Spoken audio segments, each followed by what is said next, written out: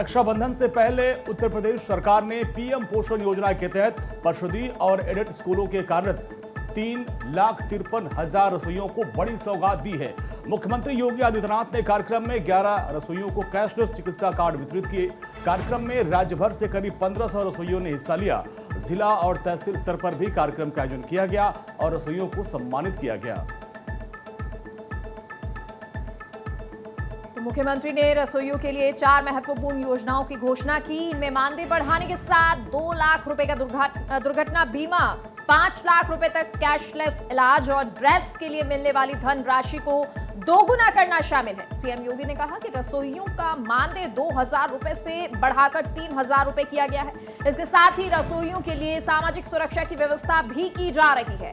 SBI में उनके खाते खुलवाए जाएंगे और मानदेय सीधे खाते में भेजा जाएगा। उन्होंने कहा कि दुर्घटना की स्थिति में रसोइयों को 2 लाख रुपए तक की आर्थिक सहायता मिलेगी।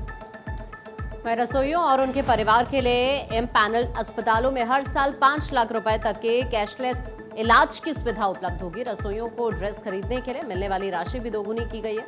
मुख्यमंत्री ने बताया कि साड़ी खरीदने के लिए पहले मिलने वाली 500 रुपए की राशि को बढ़ा दिया गया है, जिसे अब 1,000 रुपए कर दिया गया है। सीएम ने कहा कि रसोई स्कूलों में बच्चों के लिए भोजन तैयार कर उनके स्वास्थ्य और भविष्य में योगदान दे रहे हैं। सरकार ने अब उनके स्वास्थ्य की चिंता भी की है। पहले स्कूल्स के अंदर लकड़ी पर खाना बनाया जाता था, लेकिन अब 100% रसोई गैस का इस्तेमाल यहां पर किया जा रहा है। शिक्षकों के बारे में भी लोग पहले क्या बोलते थे और आज यूपी के शिक्षकों का सम्मान होता है। यूपी तो प्रारंभ से ही बड़ा समृद्ध रहा है। देश भर में, कम से कम उत्तर भारत के तो विभिन्न राज्यों में, पूर्वोत्तर भारत के राज्यों में हम लोग जाते थे तो इस बात की चर्चा होती थी कि वहां के शिक्षक कहां से आए हैं। यूपी से। अरुणाचल प्रदेश में यूपी के शिक्षक, मध्य प्रदेश में यूपी के शिक्षक, राजस्थान में यूपी के शिक्षक। यूपी शिक्षा की भी भूमि थी। काशी तो प्राचीन काल की हमारी ज्ञान की आराधना की भूमि रही है। लेकिन एक समय में समाजवादी पार्टी ने क्या व्यवस्था बना दी थी कि नकल हमारा जन्मसिद्ध अधिकार है।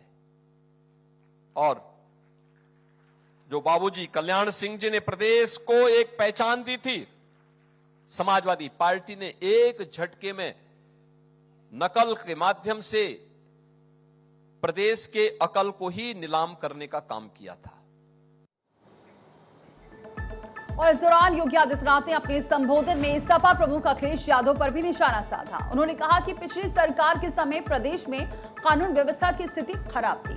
आज गुंडा माफिया पर कार्रवाई हुई है और प्रदेश की छवि बदली है। सीएम ने कहा कि 2017 से पहले गरीब का बच्चा नंगे पैर स्कूल जाने को मजबूर था। आज बच्चों को 2 ड्रेस, जूते, मोजे और स्वेटर उपलब्ध कराए जा रहे हैं। उन्होंने पिछली सरकार पर शिक्षा व्यवस्था में नकल को बढ़ावा देने का आरोप लगाते हुए कहा कि आज यूपी में स्कूल नकल से मुक्त और अक्ल से युक्त है। आज यूपी से हर व्यक्ति जुड़ना चाहता है। पहले जुड़ने की बात तो दूर, देख करके सुन करके ही वहां से वो अपने आप को बाहर कर देता था।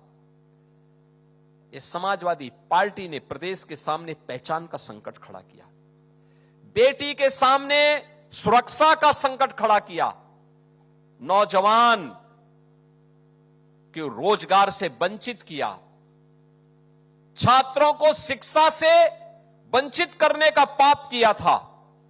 और न उन्होंने रसोइयों की सुनी थी, न आंगनबाड़ी की सुनी थी, न आशा वर्कर की बात सुनी थी, न गांव चौकीदार की बात सुनी थी, न गांव की सुनी थी, न शहर की सुनते थे, न गरीब की सुनते थे, न महिलाओं की सुनते थे। सुनने के लिए समय चाहिए, समय के साथ साथ सामर्थ्य चाहिए, उसे लागू करने के लिए उस प्रकार के संसाधन भी चाहिए। संसाधन के लिए उस प्रकार के संसाधन जुटाने की सामर्थ्य भी चाहिए। और डबल इंजन की भारतीय जनता पार्टी की सरकार ने जब ये जुटाया है, तब आपका मानदेय 1,000 से बढ़कर के 3,000 होता है। और मानदेय ही नहीं बढ़ रहा है, मानदेय के साथ साथ 2 लाख रुपए का सामाजिक सुरक्षा की गारंटी भी मिल रही है।